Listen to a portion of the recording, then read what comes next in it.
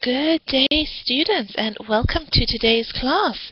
If you can hear me, please raise your hand. Thank you very much, Sahar. Please introduce yourself.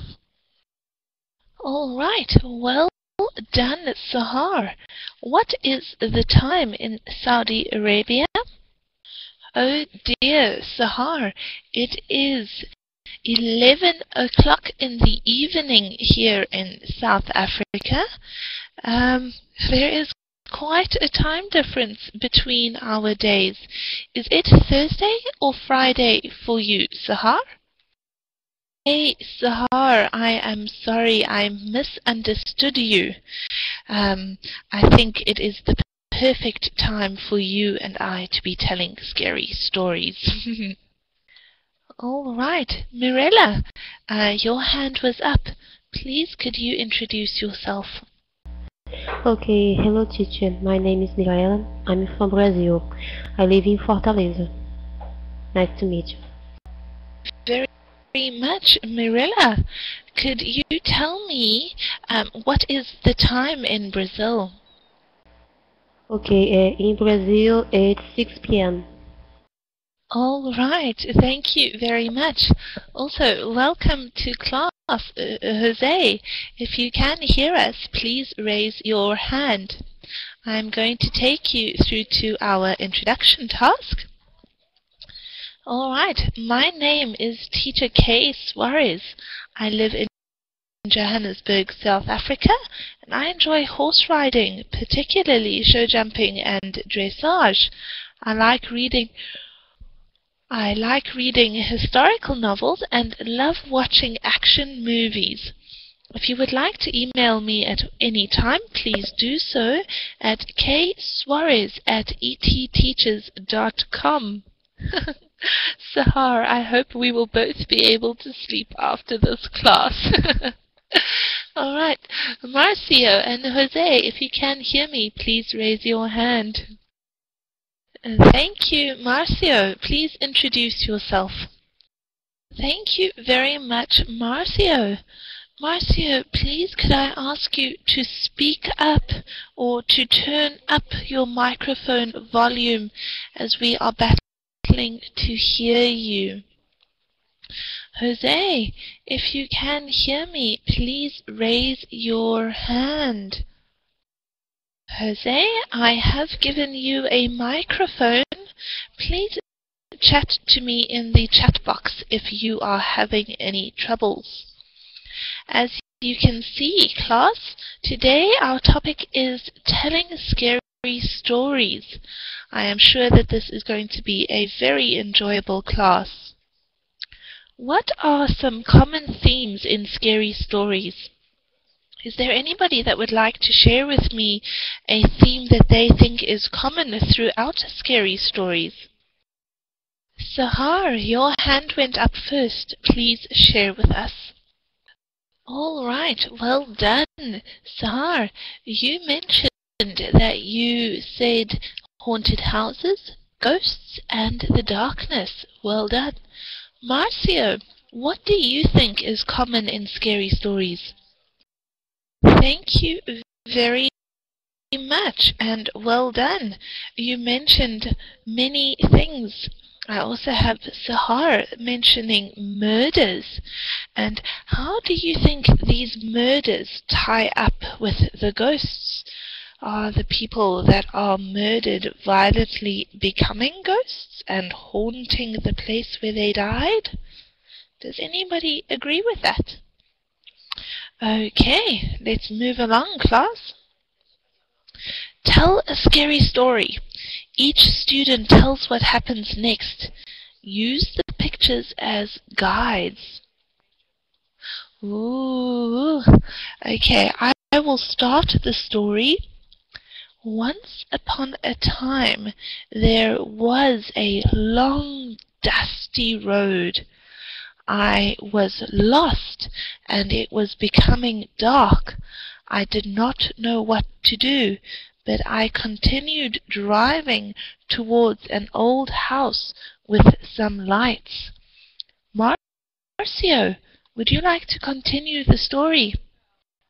All right, thank you, Marcio. Who should continue your story next? Please could you choose somebody? All right, Sahar, your hand is up. Please continue with the scary story. Well done, Sahar. That was lovely. Thank you, Marcio, for your contribution to the story. Mirilla, would you like to tell us about a scary story? Unfortunately, it looks like Mirilla has left the classroom. Emma, please raise your hand when you are ready to talk to us. All right, class, I am going to move along. In your opinion, what was the scariest part of the story? Is there anybody that would like to tell us about a particularly scary part in the story? Or possibly about a scary part in a movie? Thank you. Sahar, please continue. All right, thank you, Sahar. You said that the dead body was going to be the scariest part of the story. Marcio, what do you think is the scariest part of the story? Thank you very much. Marcio said that the first 3 pictures were the most scary. Jose, if you are here to join us, please do raise your hand or chat to me in the chat box, as I would love to hear from you. What sequencing words did you use, and what other sequencing words can you use when telling a story? When, suddenly, as soon as, a few months or days later. Describe something scary that happened to you. Use sequencing words. Marcio, could you tell me about something that happened to you using these sequencing words? Thank you very much. Marcio mentioned once upon a time as an introduction, and then also after that as an continuous sequencing word. Sahar, could you tell me about a scary moment in your life using sequencing words?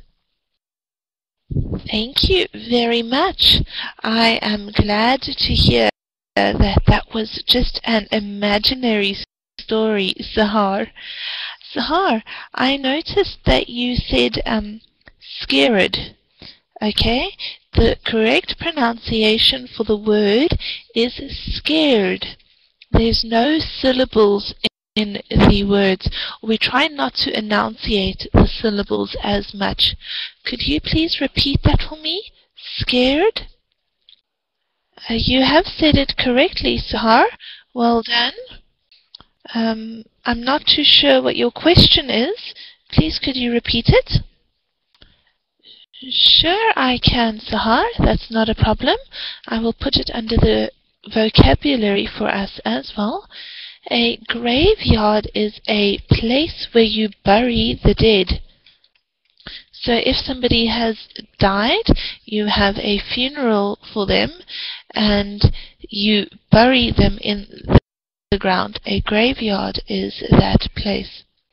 Do you understand? Thank you, Sahar. Is there any other questions that you would like answered, students? I'm going to take us through to the practice task for today. This is really very, very fun, you will see. Insert sequencing words in the scary story below. Take turns telling the story. Could I please have Sahar read up to the end of this sentence? He falls asleep again.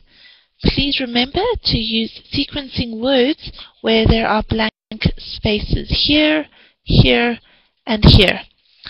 So if you could just read till the end of this sentence, I would appreciate it, Sahar. All right, begin. sorry, Sahar. I did not mean to confuse you. I would like for you to read from the beginning of the story through to the end of the sentence, he falls asleep again, and I would some sequencing words in the blank areas. Do you understand? All right. I am very glad that his dog helped him and that he fell asleep again. Marcio, please could I have you read from the beginning of this sentence here to the end? Who was licking the man's hand? Please remember to fill in the sequencing words as you go along. Well done, Marcio. I would just like to make a small correction. So isn't really a correct sequencing word, because it is what we call in English a word filler. It is something that you use when you are using or trying to find time. Other word fillers are see, I just used it as a great example there. Sorry, Marcio. So if you could just read the last sentence for me with a good word filler from the top here in the vocabulary section, I would appreciate that. Marcio, sorry I interrupted you. I apologize.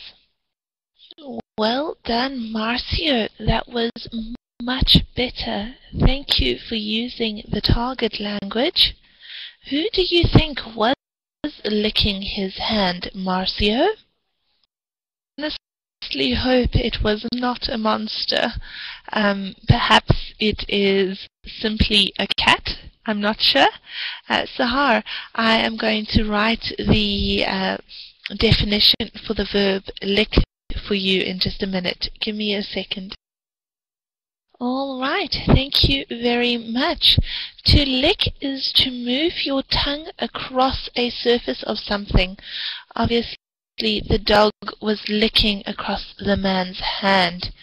All right, thank you very much. Can anybody tell me about a scary story that is often told in their country? I would love to hear about a scary story from Saudi Arabia, perhaps? Go ahead, Sahar. All right, thank you very much, Sahar. That was interesting. You mentioned a ghoul. I am petrified of ghouls, and I will tell you about a story of a traditional South African ghoul in just a minute. Marcio, could you tell us about a scary story from your country? All right, thank you, Marcio. You mentioned that it was a type of horse. The only one that I know of offhand would be a centaur. That is the body of a man, and the head of a man with the shoulders and the body, and then the long body of a horse and the forelegs and a tail. Is that what you were talking about, Marcio? All right, thank you, Marcio. I could not imagine how scary that must have been in days gone past. In South Africa, we have a demon, or a type of ghoul, that eats children that are not in bed. His name is the Tokoloshi. It's a bit of a difficult one, and he carries big chains around his neck and down his shoulders, and when the children aren't in bed, he climbs onto the roof and rattles the chains across the roof. If he has rattled the chains 3 times across the roof and the children are still not in bed, he climbs through the windows and eats them. All right, I have moved along to the final task for today. Thank you very much for the Wikipedia link. I'm going to do some research after this class. You and your classmates are camping. Sitting around the campfire, you tell a scary story. An example: it was a dark and stormy night. ... Student A, tell the first line or two of the story. Student B, continue with the story started by Student A. What happens next? Tell another line or two of the story. And then I would like for the two of you to go on through the story like that. We have about 10 minutes until the end of the class, but I would like for somebody to try to start the story off for me. Who would like to start? All right, Sahar has started. She has chosen to start. If you could please start, Sahar, that would be lovely. Marcio, if you could pick up from where Sahar has finished, that would be great.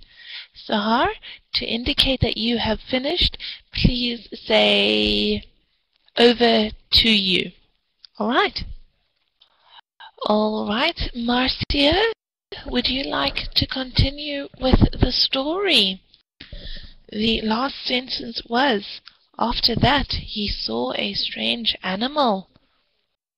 All right, I will continue. After he decided to investigate what the strange things were, he started hearing some strange noises in the distance behind him. It was rainy and the man was soaked through to his skin, and he was starting to become very scared as the clouds moved over the moon and the night became dark. Suddenly a wolf howled in the background. "Ow!" And a gull jumped out in front of the man and demanded a sack of gold. Sahar, could you continue? All right, thank you very much for that, Sahar. That was rather a quick finish to the story. Thank you very much. Marcio, would you like to add anything else to the story? All right, Jose and Emma, just a small reminder that I need for you to participate in the class in order for me to give you a good grading at the end. This is really a very fun class, and even if you cannot speak as well as you wish you could, I'm here to help you, and I would love to do so. Marcio, I noticed that you said I'm not good at scary stories. Don't worry about it. We still have a little bit more time, and I would like to start with another story. If you don't mind continuing after me again, I will hand over to you next. All right, my story will begin. One day I was sitting in my office. I was the last person working late, and I noticed that there was some scratching at the door.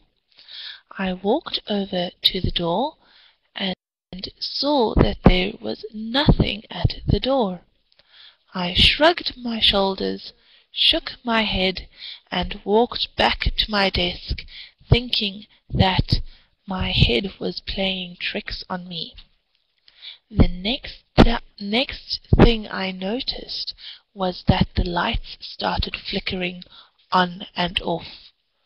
Within 2 minutes, the lights were off, and I noticed that computer screens were going on and off around me.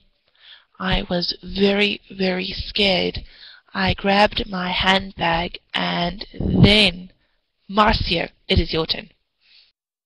After the English student spoke to me, I noticed that all of the lights went on, and there was a big scream, "Ah!" in the background. Sahar, you continue. All right, thank you very, very much, class.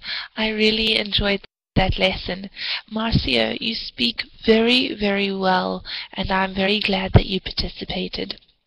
Sahar, thank you so much for chatting to me and for making me laugh. That was really a lovely, lovely class. All right, so we finished on 2 stories there, and we made very good use of our words, our continuing words, our sequencing words. We used then, when, as soon as, suddenly, later, a few minutes, months, days afterwards. I think that we all did very, very well. I'm going to take us over to the summary task. Today we told a scary story.